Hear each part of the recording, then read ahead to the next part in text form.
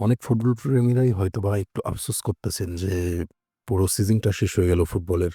এখন কি করবেন? আগামী ২ মাস হয়তো বসে থাকতে হবে। তারপরে আবার নতুন সিজন শুরু হলে তখন খেলা দেখা। কিন্তু না, আগামী ১৪ জুন থেকে শুরু হচ্ছে এবং ১৩ জুলাই শেষ হবে ক্লাব ওয়ার্ল্ড কাপ। আর এবারের ক্লাব ওয়ার্ল্ড কাপ হচ্ছে ইউএসএ তে।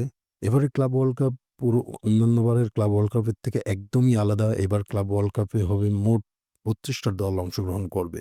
এবারের আসরটি ১৪ জুন শুরু হয়ে ১৩ জুলাই শেষ হবে এবং আয়োজক দেশ যুক্তরাষ্ট্র। আর এবারেই প্রথমবারের মতো ৩২ টা দল অংশগ্রহণ করবে। এখন প্রশ্ন হচ্ছে এই ৩২ টি দল নির্বাচন হয়েছে কিভাবে?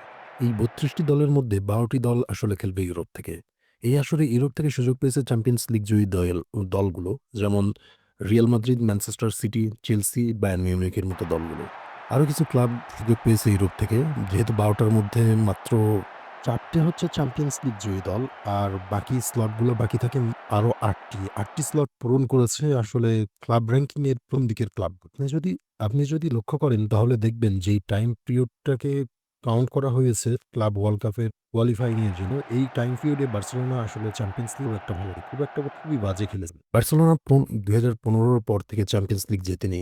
ইভেন তাদের যদি আপনি পারফরম্যান্স দেখেন এই সময় গ্যাপের মধ্যে তাহলে দেখবেন যে তারা খুবই বাজে। ক্লাব ওয়ার্ল্ড কাপের র‍্যাংকিং হিসাব করা হয়েছে ২০২১ থেকে ২০২৪ সময়ের মধ্যে টপ কোয়ালিফায়ার তালিকায় যেই সমস্ত ক্লাব ছিল তাদেরকেই নিয়ে।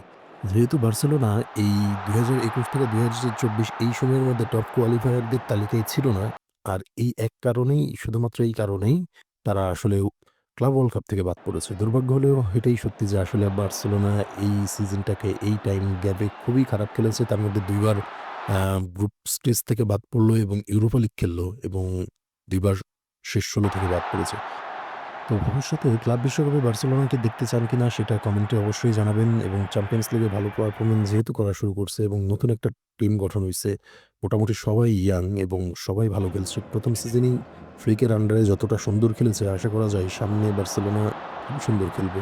আশা রাখি আজকের মতো ভিডিওটা শেষ করছি। টেক কেয়ার এবং টাটা।